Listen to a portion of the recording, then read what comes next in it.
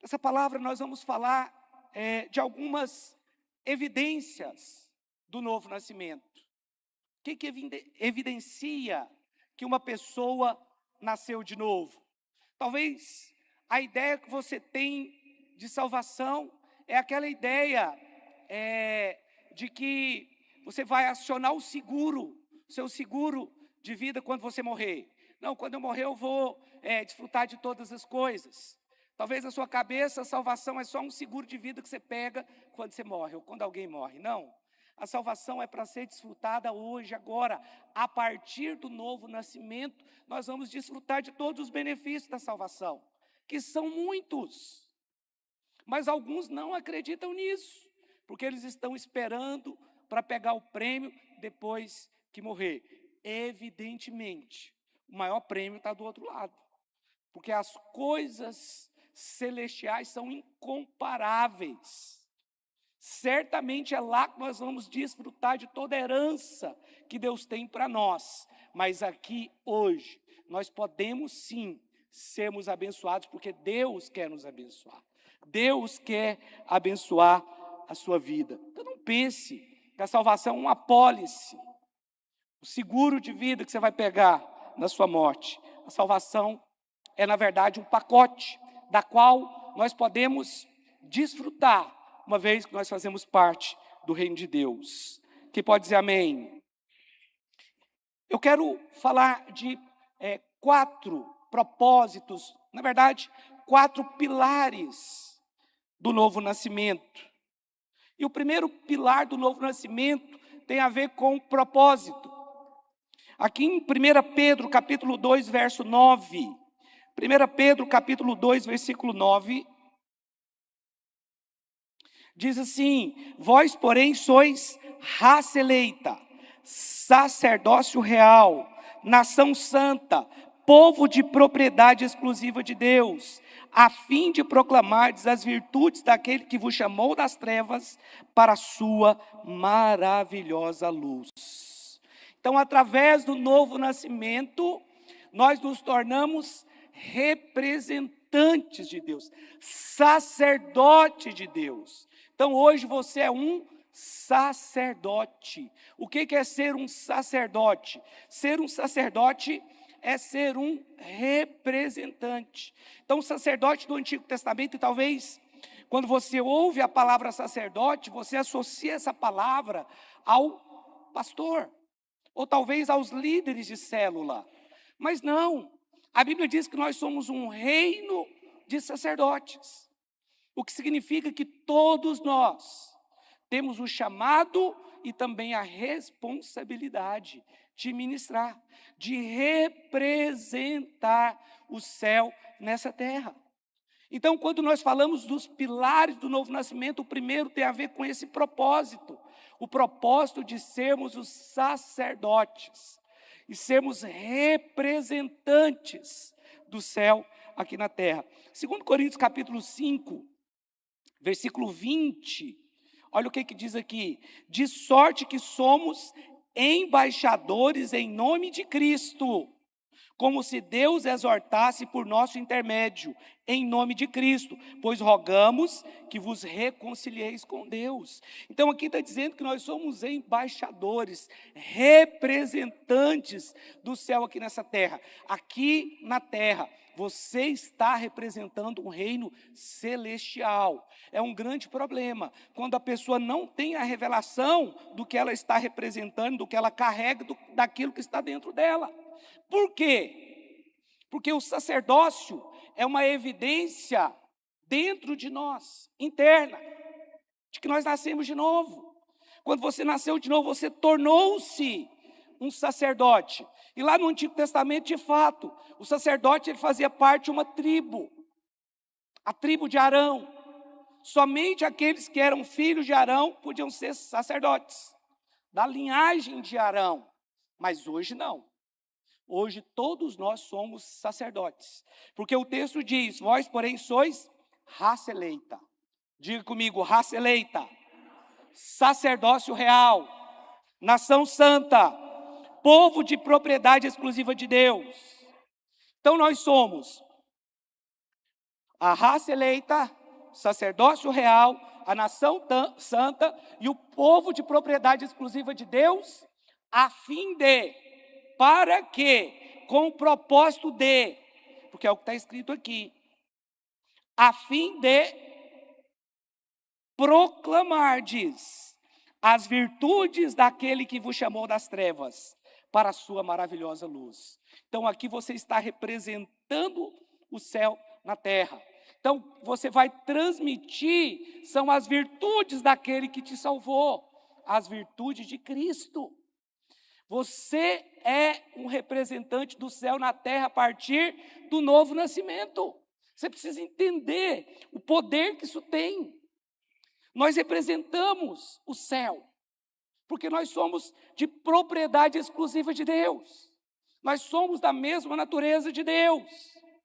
Quando nós olhamos para esse texto aqui, nós vemos claramente a evidência interna da salvação.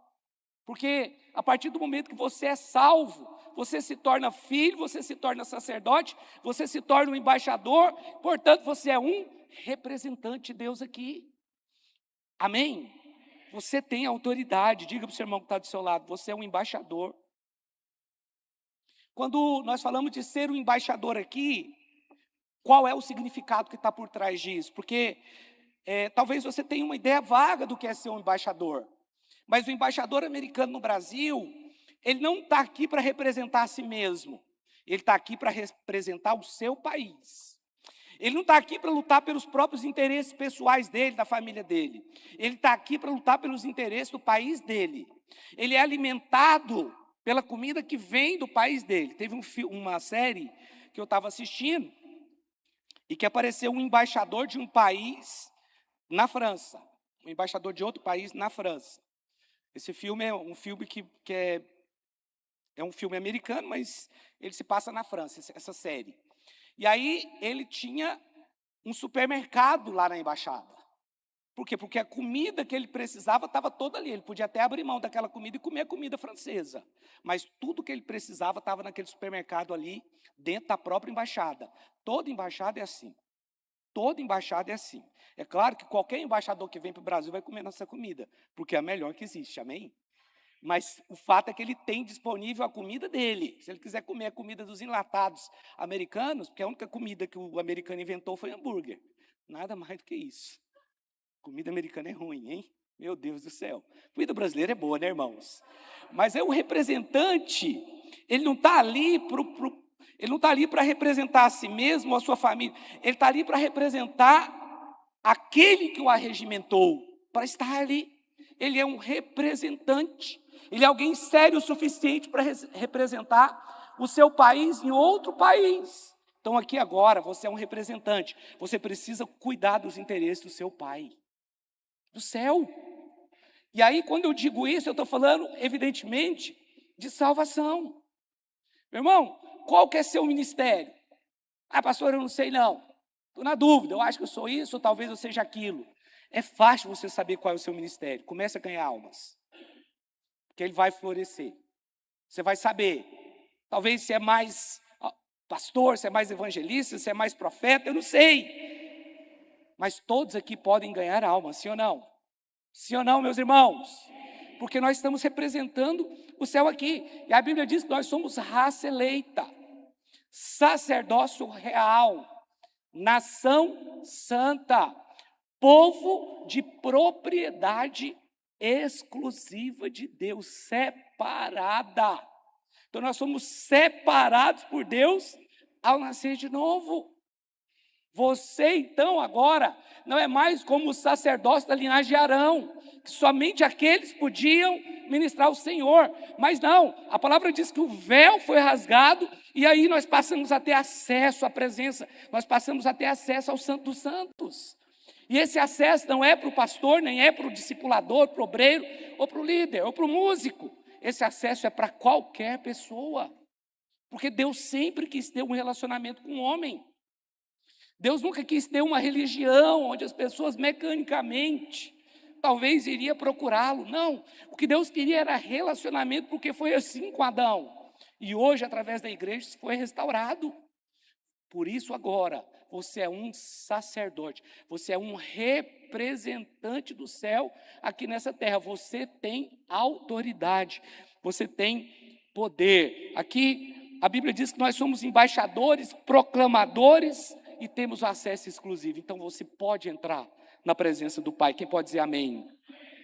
Agora, como sacerdotes, nós temos uma dupla função aqui na terra. É ser o sal e ser a luz. Olha o que está escrito em Mateus capítulo 5, versículo 13. Diz assim: vós sois o sal da terra. Ora, se o sal vier a ser insípido, como lhe restaurar o sabor? Para nada mais presta, senão para ser lançado fora, ser pisado pelos homens. Vós sois a luz do mundo. Não se pode esconder a cidade edificada sobre um monte, nem se acende uma candeia para colocar debaixo do alqueire, mas no velador, e alumia todos os que se encontram na casa. Aqui está dizendo o seguinte: olha, vocês são o sal da terra e a luz do mundo. Em relação à luz, o que está dizendo é, onde você chegar, não importa quão escuro esteja, onde você chegar, a luz chegou. A verdade chegou. Ah, mas lá dentro da minha casa é muito difícil porque os meus pais não são crentes. Pois é lá que você tem que brilhar. Ah, lá na universidade, só trevas. É lá que você tem que brilhar. Nós somos chamados para brilhar em lugares assim, não é? Aqueles ideologistas lá das faculdades, principalmente as federais, eles falam coisas que na verdade, eles nem sabem o que estão falando, só está repetindo o que o outro fala. Mas o dia que alguém ficar possesso lá por espírito maligno, nós não vamos poder fazer nada. Mas aquele que é a luz do mundo, aquele que é o sacerdote, aquele que é o embaixador, aquele que é o representante, esse tem poder de ir lá e mandar o demônio sair. Se tiver alguém enfermo, ninguém vai poder fazer nada por um enfermo lá na escola, na faculdade. Mas você que é um sacerdote, um embaixador, pode. Aí é a luz que tem que brilhar. Meu irmão, nós precisamos brilhar onde nós estivermos. Sabe de uma coisa? Eu já fui ameaçado até de ser mandado embora de uma empresa, porque eu pregava o evangelho naquela empresa. Ali foi um lugar que eu pregava. O Josimar é fruto desse. O Josimar está comigo há 20, caminha comigo há quase 28 anos. Quase 28 anos. Eu tenho 29 anos de crente. E eu ganhei ele nessa empresa aí. Mas eu fui ameaçado. Mas naquela empresa eu era luz. Sabe o que acontecia? Quando alguém tinha algum problema, eles me procuravam. Eles me chamavam de o irmão Rubinho. Irmão Rubinho, minha irmã está com câncer. Você poderia ir lá orar com ela? Quando tinha problemas na família, eles recorriam a mim. Era uma empresa grande, muitos funcionários, talvez uns 400, 500, não sei, era muita gente. Mas ali era o lugar que eu tinha que ser luz. Os irmãos estão entendendo? Você tem que ser luz dentro da sua casa, dentro do seu emprego, na sua faculdade, na escola, onde você estiver. Porque a Bíblia diz que essa luz não pode ser colocada debaixo do velador. Ela tem que ser colocada no lugar que vai iluminar, que vai iluminar. Você é luz. Não importa se você chega no lugar de trevas, mas você é a luz de Cristo. Assim brilhe também a vossa luz diante dos homens, para que vejam as vossas obras e glorifiquem a vosso Pai que está nos céus. Qual que é o propósito do sal? A princípio, o sal, ele tem o propósito de realçar sabor, ok? Você coloca ele e ele vai dar sabor para aquela comida. Esse é o primeiro propósito do sal. Mas o sal, ele tem um outro propósito também, conservar. Porque antigamente não existia geladeira. Como é que eles conservavam a carne? Eles tinham que salgar aquela carne, para que as bactérias não entrassem naquela carne. Então você é a pessoa que salga. Irmãos, deixa eu te falar uma coisa, você precisa entender isso. Nós somos pessoas que falam a palavra de Deus, que crê, que anda pela fé. Amém? Você deveria ser alguém que salga, mas muitas vezes você é a pessoa que é contaminada. Talvez pelo ambiente. Mas por que você é contaminado pelo ambiente? Porque não houve uma transformação na sua vida a ponto de você ser luz. E aí você não consegue transformar um ambiente. E aí o ambiente é que transforma você. Aí você vai para a universidade, você vira um esquerdista, com todo respeito aos esquerdistas. Porque hoje, sabe de uma coisa? Tem esquerdistas equilibrados. Para mim, a pessoa pode acreditar no que ela quiser. Se ela for respeitosa, beleza. Eu não acho que o Haddad seja um cara assim. Pastor, você votaria nele? Jamais. Mas eu acho que ele é um cara respeitoso. Há pessoas, quando a pessoa é respeitosa, é legal. Mas eu estou falando que há pessoas que elas não têm um fundamento estabelecido, e ao invés de mudar o ambiente que está mudando elas. Ser o sal é temperar, para que as bactérias não entrem, estraguem o alimento.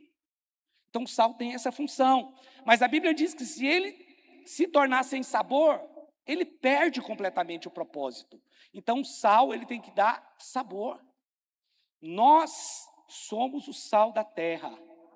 Sabe de uma coisa? Essa semana eu vi um vídeo de uma cantora. É uma cantora, assim, que já falou muito mal dos evangélicos. Mas ela disse que leu um livro. No livro que ela leu sobre os evangélicos, ela percebeu que tudo aquilo pelo qual elas lutam já acontece aqui dentro da igreja. Porque aqui é o lugar onde as pessoas têm uma voz. Aqui não depende de nível social, se tem muito dinheiro, se não tem. Não depende da cor, do sexo. Aquele que se dispõe, Deus usa. E nós reconhecemos, nossa, como Deus está usando essa pessoa. Você não reconhece quando Deus usa o Carlinho aqui? A palavra flui ou não flui? Sacerdote, né, Carlinho?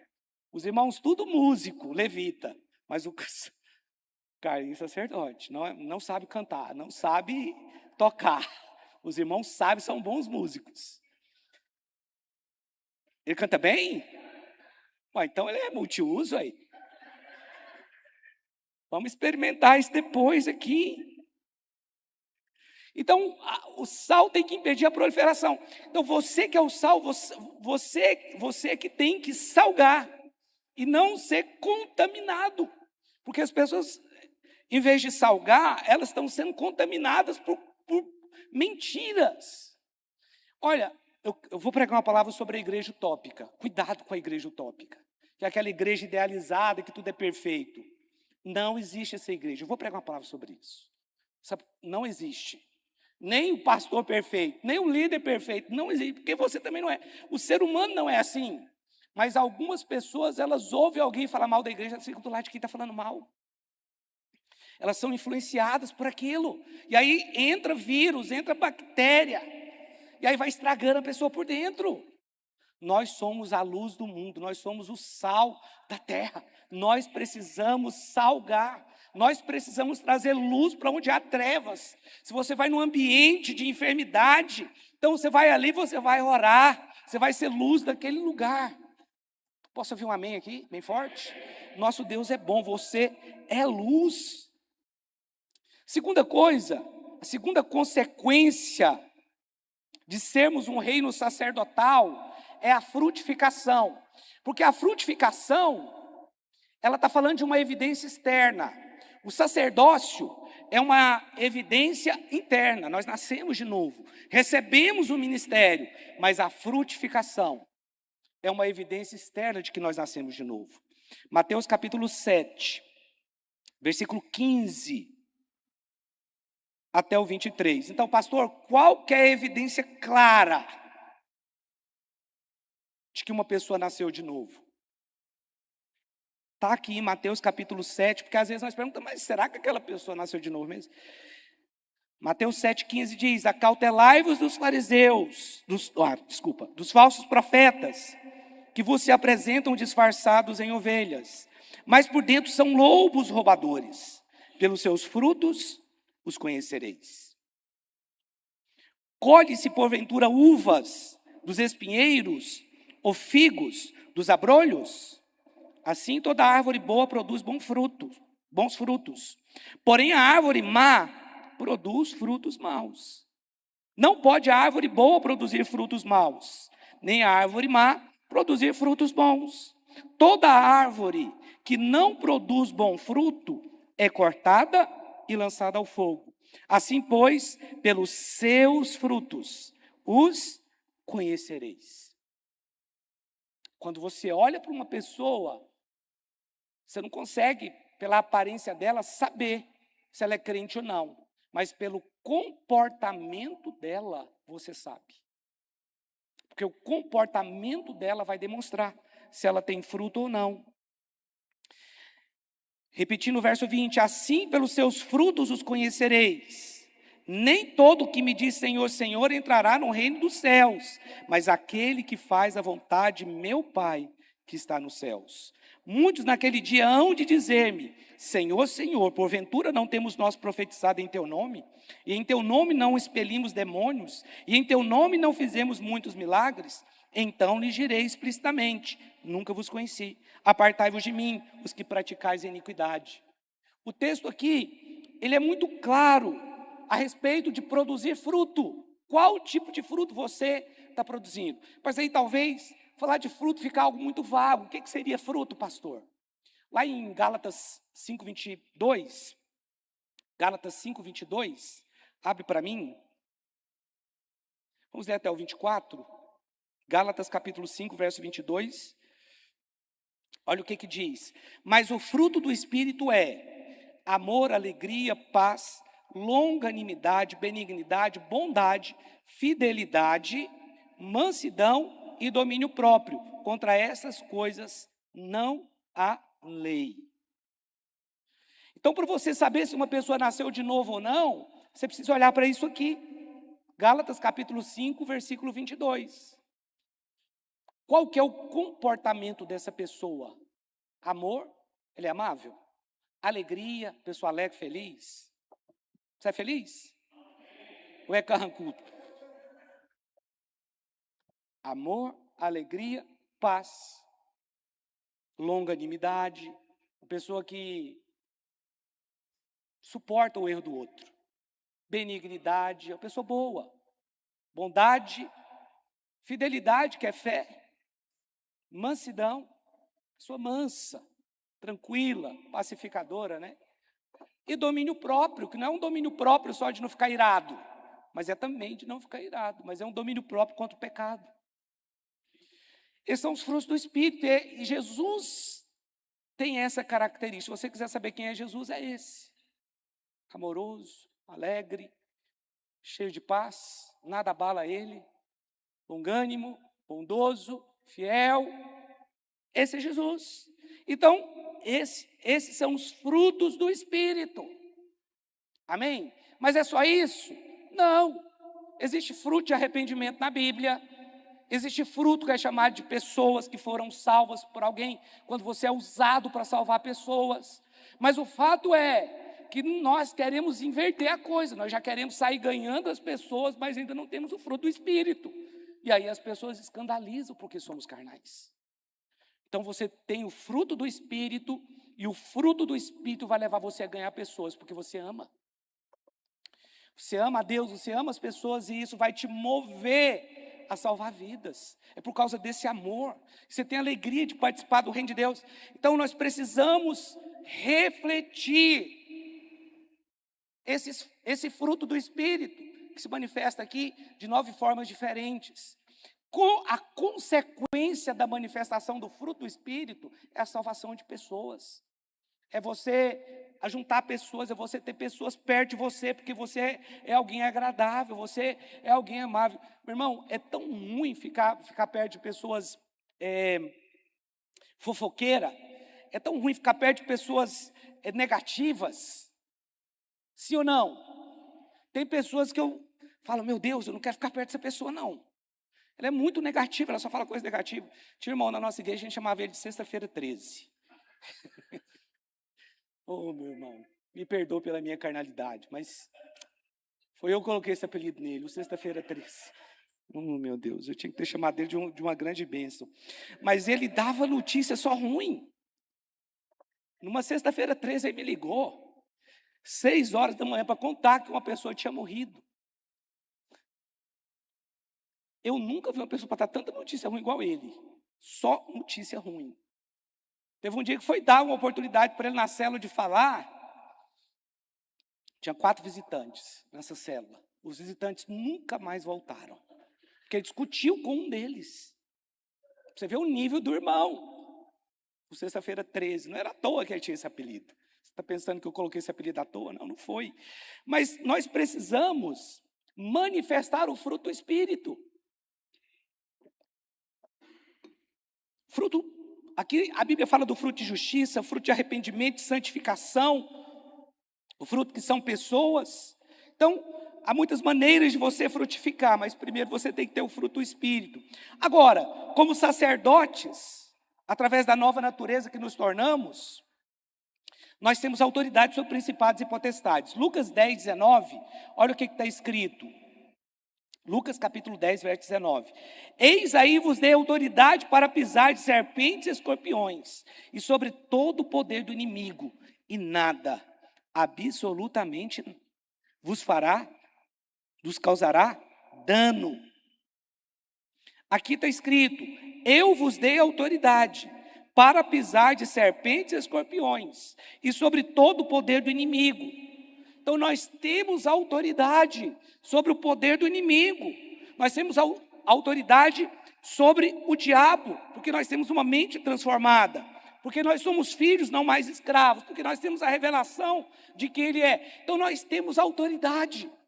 Há um poder sobre a sua vida que você precisa entender. Mas ele só vai acontecer se você crer, se você tiver coragem de orar com alguém que está enfermo. Meu irmão, olha, Deus ele nos dá inúmeras oportunidades de exercermos o nosso sacerdócio no dia a dia. É porque talvez você não consegue perceber. Talvez alguém que chega, estou com dor de cabeça. Eu me lembro de um dia, estava num encontro, esse encontro chamava de encontro profético, tinha gente em todo lugar do Brasil. E uma mãe, eu estava na lanchonete trabalhando, e uma mãe chegou e falou assim, você vende remédio para dor de cabeça? Eu falei, não vendo, aqui não tem. Ela, nossa, minha filha está com a dor de cabeça muito grande. Eu falei, não vendo não, mas eu poderia orar por ela? Ela falou, pode.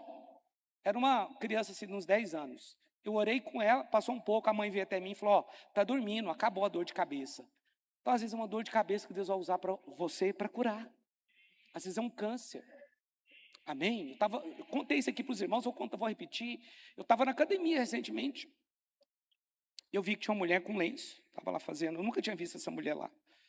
E aí, ela estava fazendo exercício e eu fiquei incomodado. Falei, gente, eu tenho a resposta para essa mulher. Eu cheguei até ela, falei para ela, olha, como que é seu nome? Ela falou, onde tal? Eu sou pastor. Eu gostaria de fazer uma oração por você. Fiz uma oração por ela, depois não encontrei com ela mais. Mas essa oração, meu irmão, ela tem muito poder. Essa mulher pode estar curada hoje, nem sei quem ela é. Eu só vi ela uma única vez, só esse dia na academia. Mas, enquanto eu estava ali fazendo os exercícios, eu estava sendo incomodado pelo Espírito para orar por ela. Se ela falasse assim, não quero, porque teve um dia, olha o que aconteceu comigo, eu tive estava orando, e eu tive uma visão, que eu estava em um determinado lugar orando com uma pessoa. Tive uma visão que eu estava orando. Mas, sabe aquela visão que será que isso é a imaginação da minha cabeça, ou será que isso aqui é uma visão mesmo? Mas, ok. E aí eu saí à tarde para trabalhar, eu estava atravessando o Jardim América, ali perto na T9, perto do Oasis. Estava ali perto, ali antes de chegar no Oasis, um pouco, quarteirão anterior. E foi lá que eu tive a visão que eu estava orando com uma pessoa. Quando eu estou passando bem no lugar que eu tive a visão, desce uma mulher cega de um ônibus. Eu falei para a Poliana, nossa, eu tive uma visão que eu estava orando com a pessoa enferma. Aí a Poliana, então corre atrás da mulher lá, ora com ela. Aí eu corri atrás da mulher. Falei assim, senhora, ela, o que foi? Eu falei assim, eu sou pastor, gostaria de orar pela senhora. Ela falou assim, nessa vida eu não quero oração. Mas na visão eu vi a pessoa sendo curada. Você não entende. Um dia aquela cena vai ser mostrada para aquela mulher. Deus enviou alguém para que ela fosse curada naquele dia, mas ela não recebeu. Ela não recebeu. Pode ser que você vai pedir para orar com alguém, ele vai dizer não. Mas não importa. Nós somos a luz do mundo. Isso não pode apagar. Isso não vai apagar quem você é. Se a mulher lá que estava com câncer, que eu perguntei para ela disse que estava, falasse não, ok. Nem por isso eu ia deixar de pedir para orar pelas pessoas. Os irmãos estão entendendo? Nós temos autoridade, meu irmão. Você tem autoridade, aqui está dizendo. Nós temos autoridade para pisar serpentes, escorpiões e toda a força do inimigo, e nada os causará dano algum. Quando um demônio se manifestar onde você estiver lá, vai lá, você não precisa nem me chamar não. Você vai lá e vai expulsar esse demônio. Amém? Não, pastor, eu tenho medo. Você tem autoridade para pisar serpentes, escorpiões e toda a força do inimigo. E nada vai te causar dano algum. Sabe por quê? A Bíblia diz que as portas do inferno, elas não podem prevalecer contra a igreja. As portas do inferno não podem prevalecer contra uma igreja que ora, contra uma igreja unida de propósito, contra uma igreja profética. Então, deixa eu te falar uma coisa, as portas do inferno não vão prevalecer contra você, é você que vai prevalecer contra as portas do inferno. Quando Jesus falou isso, acredita-se que ele estava lá em Cesareia Marítima, e naquele lugar tinha um altar ao deus Pan, deus do pânico, né? E ali eram sacrificadas crianças naquele altar. E aquela caverna, que existe até hoje, era chamada de as portas do inferno, porque os sacrifícios eram queimados, as crianças e animais eram queimados dentro daquela caverna. E acredita-se que quando Jesus falou, e as portas do inferno, ele apontou para aquele lugar. E as portas do inferno não podem prevalecer contra a igreja do Senhor. Eu te digo, as portas do inferno não podem prevalecer contra você. As portas do inferno não prevalecem contra a sua casa, contra a sua família. Saiba disso, você é alguém que tem autoridade. Então, primeiro, nós somos um reino sacerdotal. Fomos chamados para frutificar. Terceiro lugar, quem tem a nova natureza tem o selo de Deus. 2 Coríntios capítulo 1, versículos 21 e 22. 2 Coríntios capítulo 1, versículos 21 e 22.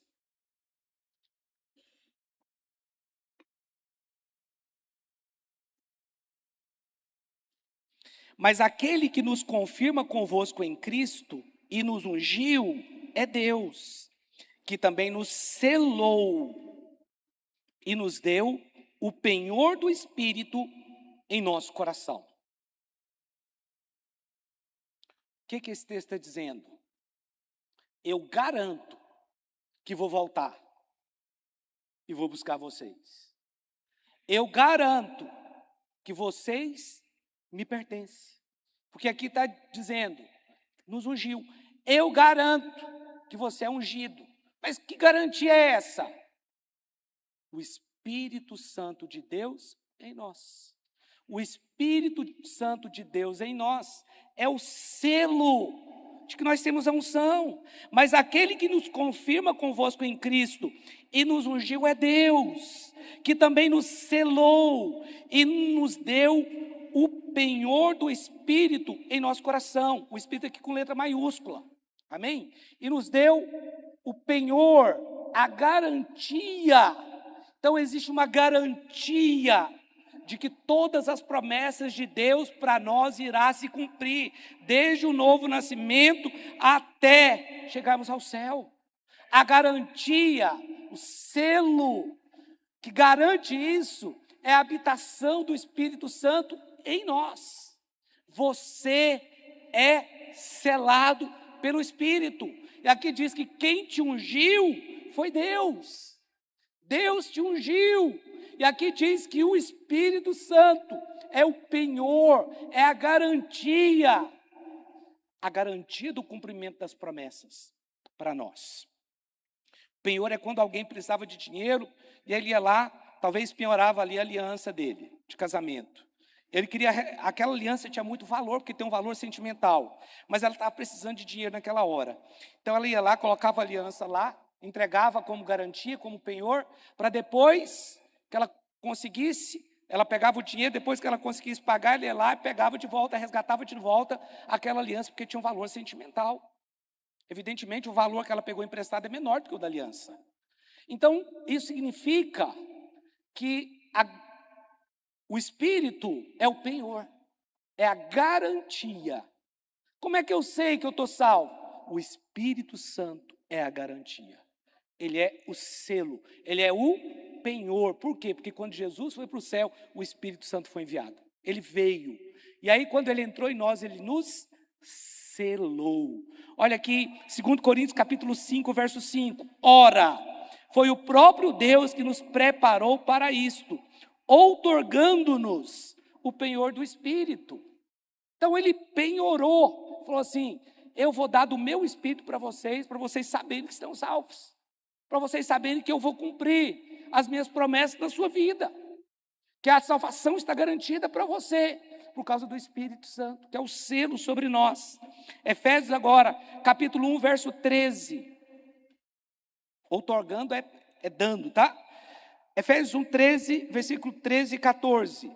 Em que também vós, depois que ouviste a palavra da verdade, o evangelho da vossa salvação, tendo nele também crido, fostes selados com o Santo Espírito da promessa. Coisa linda. Nós somos selados. Depois que nós ouvimos a palavra da verdade, o evangelho da salvação, e quando cremos, porque aqui tem um processo, nós ouvimos o evangelho da verdade, a palavra da verdade, o evangelho da salvação. Depois de termos crido ao que está escrito aqui, fostes o quê? Selado. Então a salvação é pela fé, é pela crença, você tem que crer.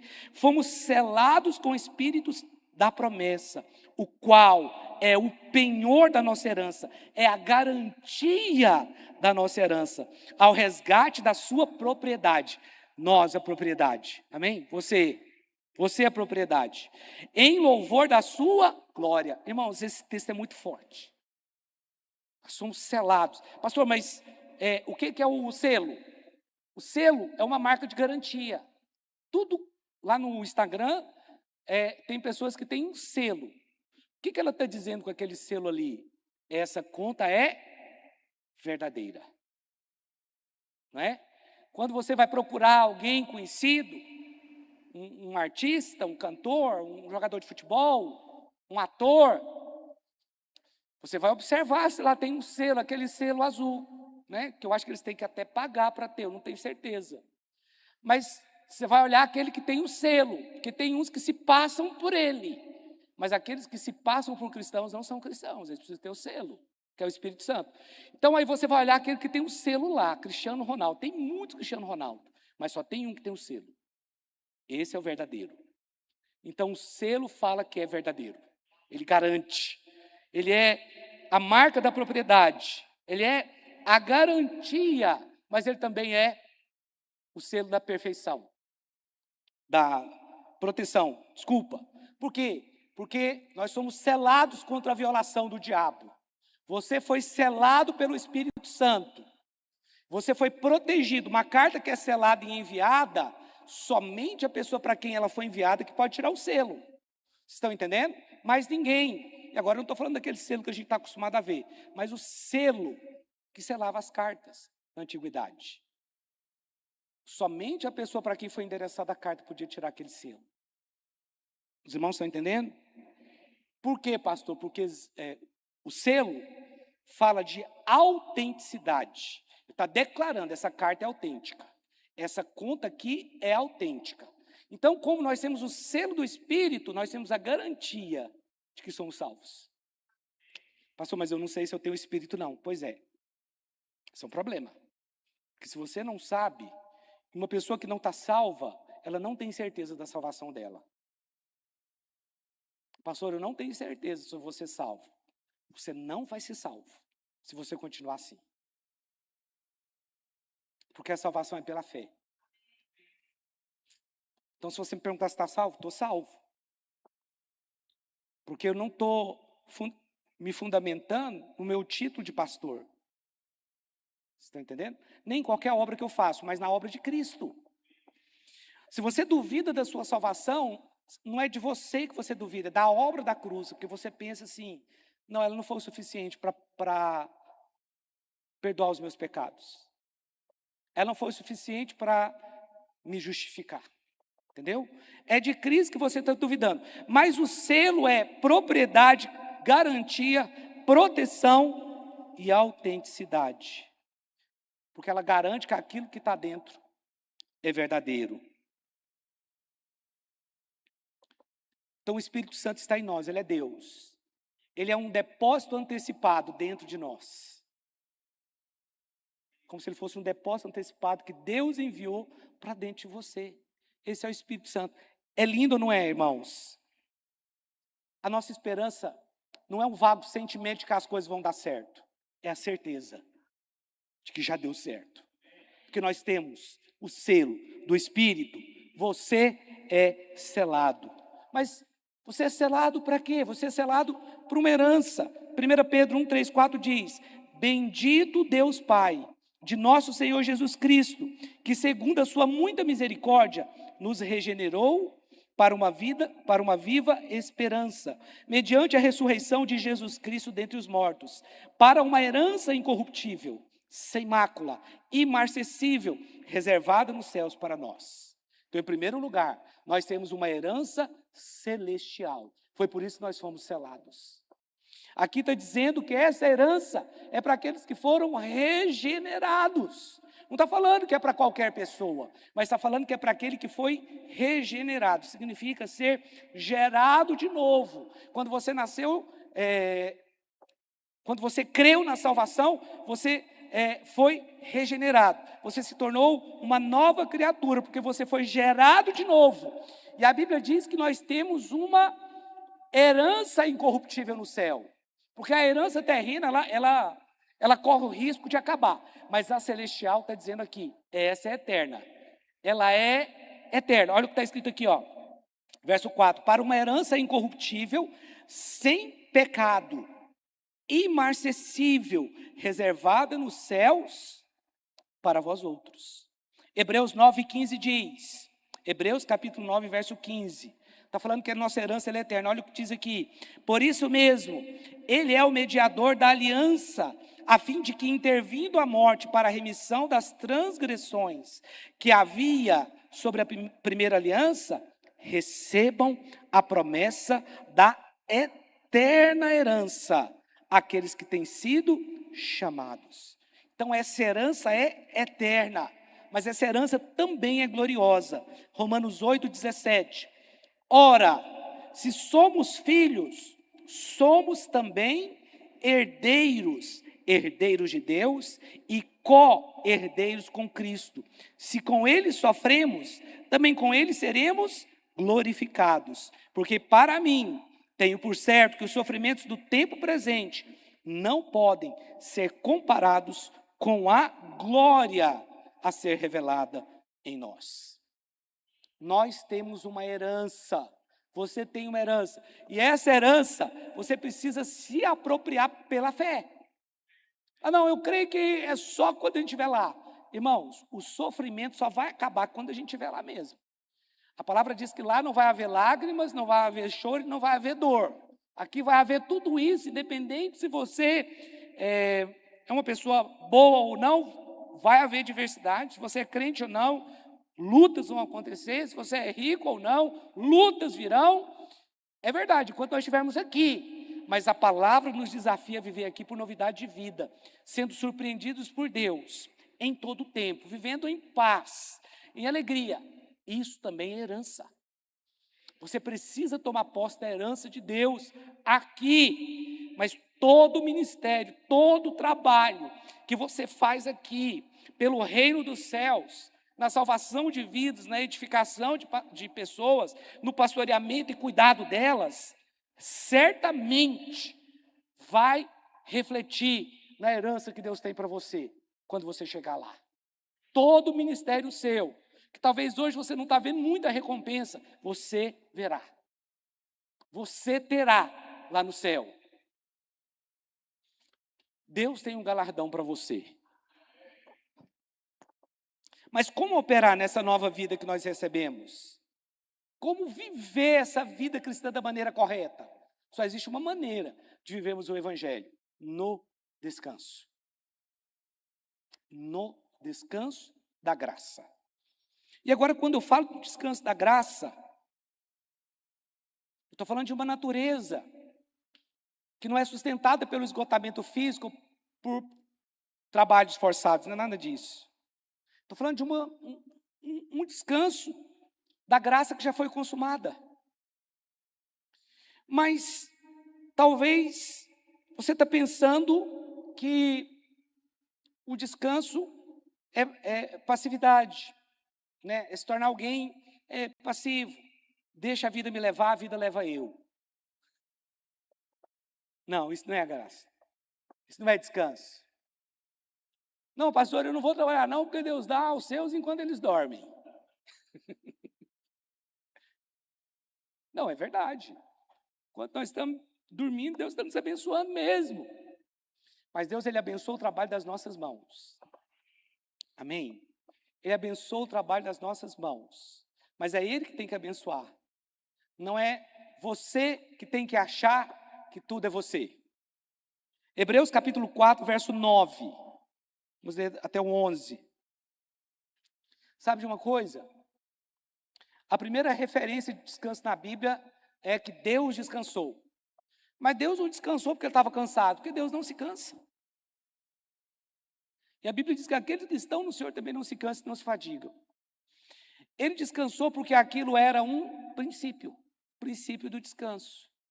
Tudo bem que antes o descanso era um dia, mas nós precisamos entender que Jesus é o Senhor do sábado. Ele é o Senhor do descanso. Então, se nós estamos em Cristo, nós estamos no descanso. O descanso da graça é Cristo.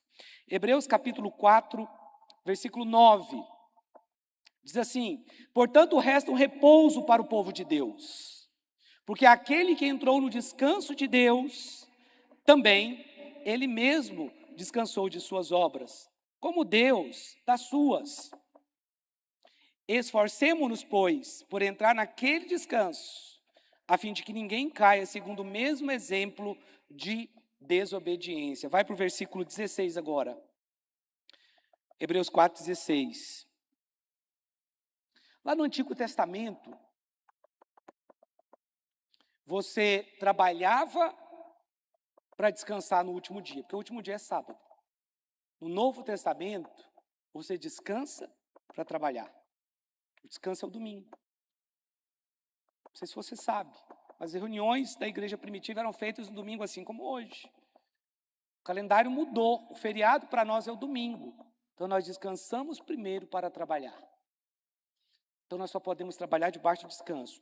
Olha o que diz: acheguemo-nos, portanto, confiadamente junto ao trono da graça, a fim de recebermos misericórdia e acharmos graça para socorro em ocasião oportuna. Mas o texto está falando: acheguemo-nos, portanto, com fé diante de Deus. O que ele está falando é: hoje você pode se aproximar de Deus, não é como era antigamente, mas agora você pode se aproximar de Deus confiando que Ele vai fazer. Você tem acesso. O trono da graça está disponível para nós. Você pode fazer o trabalho debaixo da graça, porque o trabalho debaixo da graça não é pesado. Ele não é... Muitas pessoas acham que é pesado o ministério.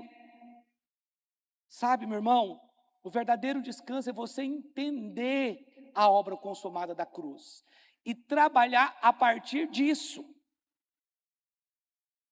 Porque a graça é Deus dando tudo para aquele que não merece nada. Mas você só vai se apropriar das promessas de Deus pela fé. Se você não crê, você não vai se apropriar. Deus, Ele quer nos curar, Ele quer nos santificar, Ele quer nos prosperar, quer salvar a nossa casa. Nós precisamos entender que tudo já foi feito, que você já foi justificado. Agora, há um alerta para nós. Judas 1,5, olha o que diz. Judas 1,5. Quero, pois, lembrar-vos, embora já estejais cientes de tudo, uma vez por todas, que o Senhor, tendo libertado um povo, tirando-o da terra do Egito, destruiu depois, quem? Os que não creram. Aqui, evidentemente, está falando de quando o povo saiu do Egito, eles eram escravos do mundo, eram escravos do Egito, eles saíram, foram libertos do Egito. E foram conduzidos para a terra de Canaã, para a promessa. Mas a palavra diz que muitos caíram porque não creram. Então você só vai se apropriar da promessa pela fé. Essa promessa é pela fé. Se você duvida, você não pode se apropriar da promessa. Hebreus 3,15 diz assim: enquanto se diz, hoje, se ouvirdes a sua voz, não endureçais o vosso coração, como foi na provocação. Ora, quais os que tendo ouvido se rebelaram? Não foram de fato todos os que saíram do Egito por intermédio de Moisés? E contra quem se indignou por 40 anos? Não foi contra os que pecaram, cujos cadáveres caíram no deserto?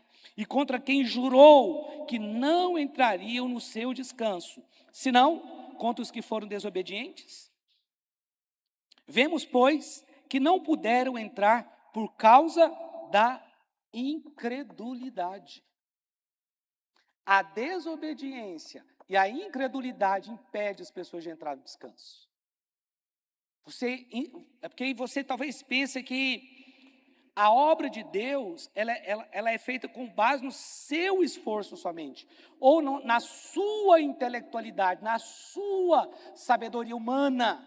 Não, talvez você pense que o seu relacionamento com Deus é um relacionamento baseado em fazer coisas, em obras, mas também não é, porque o nosso relacionamento com Deus é baseado naquilo que Ele fez, não naquilo que nós fazemos, ainda que nós somos chamados para fazer também, mas nós somos chamados para fazer em Cristo.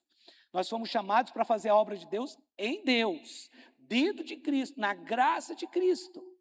Mas o texto está dizendo aqui que aqueles mesmos que foram libertos do Egito estavam andando até a promessa, todos eles pereceram, exceto Josué e Calebe.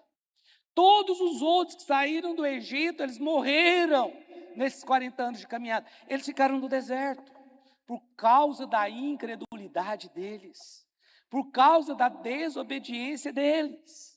Então, quando nós temos um coração obediente à palavra de Deus, nós estamos no descanso, porque nós confiamos a nossa vida na mão dele. Irmãos, como nós temos que colocar a nossa vida nas mãos do Senhor?